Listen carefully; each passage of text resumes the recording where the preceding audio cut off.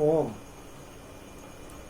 व्युत्थान निरोध संस्कारयोः अभिभव प्रादुर्भाव निरोध क्षण चित्तान्वयो निरोध परिणाम।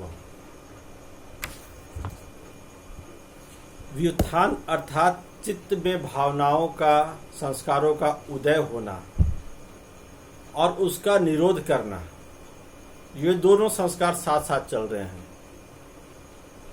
तो हम क्या कर रहे हैं, एक संस्कार को दबा रहे हैं, जो भावनाएं उठ रही है योगियों के मन में, काम क्रोध लोभ मोह द्वेष, उसे हम दबा रहे हैं।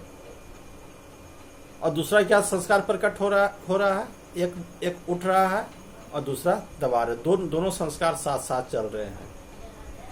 तो निरोध के क्षण में ये जो चित्त की स्थिति होती है, इसे ही निरोध परिणाम कहा गया है।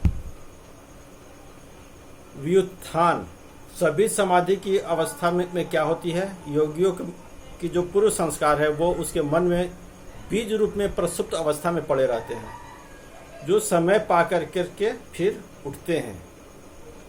ये एक संस्कार हुआ। दूसरा संस्कार हुआ कि योगी उसका समन करते हैं, ये दूसरा संस्कार हुआ। तो अभिभव अर्थात उसको दबाना, अपरादुर्भाव अर्थात उसका फिर से उठना। तो निरोध के क्षण में हमारा चित्त जो है इन दोनों संस्कारों से युक्त हो जाता है, इसे ही निरोध परिणाम कहा गया है। सभी समाधि की अवस्था में हमारे चित्त में उठ रहे संस्कारों को जब दबाया जाता है और यह क्रम बराबर चलते रहता है, तो विवेक ख्याति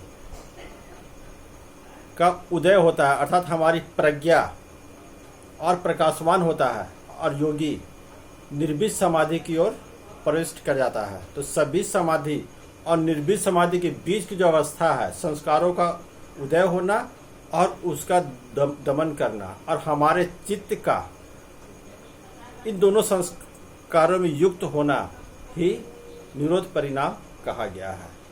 धन्यवाद।